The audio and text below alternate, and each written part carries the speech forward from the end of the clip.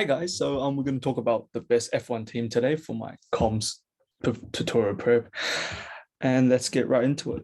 So at the bottom we obviously got Williams. They're like the underdogs. They really don't have any good drivers, to be honest, and Nicholas Latifi crashed 3 times in a row pretty much, and the other driver Alex Albon isn't that good, to be honest, but so they're like the bottom of the ranks.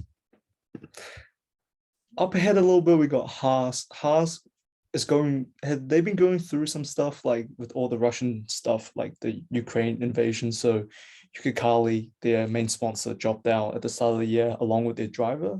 So they got a good car this year, and it should be a good season for them. They got Kevin Magnussen coming in alongside Mick Schumacher.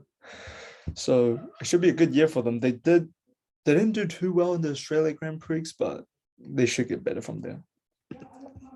A bit higher up along the field, we got Aston Martin. Aston Martin isn't they've been struggling through this year. So they've been finishing pretty much last in the last few races. And then Sebastian Vettel, their main driver, has COVID. So Nico Hulkenberg was covering for him for the majority of the year.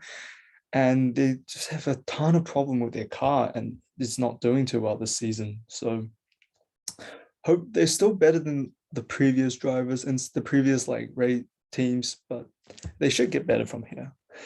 So Aston Martin, not looking too good at the moment. A bit up there, we got AlphaTauri. This is the Red Bull Junior team. Their drivers, they've got some okay drivers, Pierre Gasly and Yuki Tsunoda. Yuki Tsunoda being a rookie, this is like the Red Bull Junior team, so they're kind of the middle of the field, not too bad, not too good. But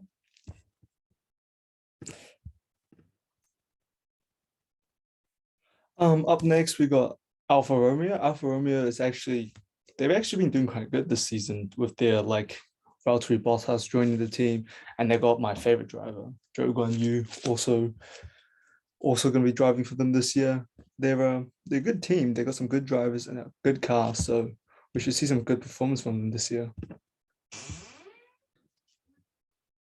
Next, we got Alpine. This is a good team. They got a decent car and they got some good drivers. The drivers Fernando Alonso, Esteban Albon. They're good drivers. Fernando being a few-time world champion, so good. We're looking for some good performance. They actually did some good performance in Melbourne today. Fernando Alonso was coming fourth for majority of it and then dropped down, but it's good performance.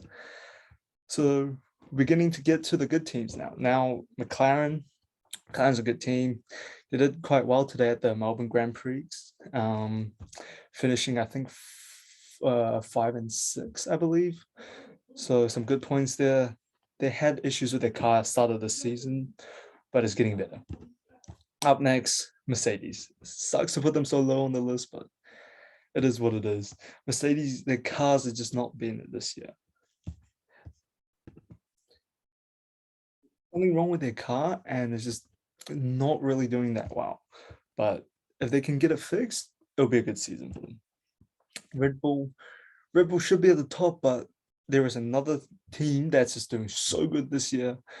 But Red Bull's also having issues with their powertrains and everything.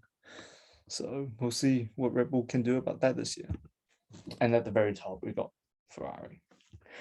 They've been for the last 2 to 3 years, they haven't been doing too well, but this year it's been a hell of a year for them. They've been getting pole positions, they've been finishing podiums. It's looking forward to be a good year for them. So looking forward to how this season goes, and this has been my recording.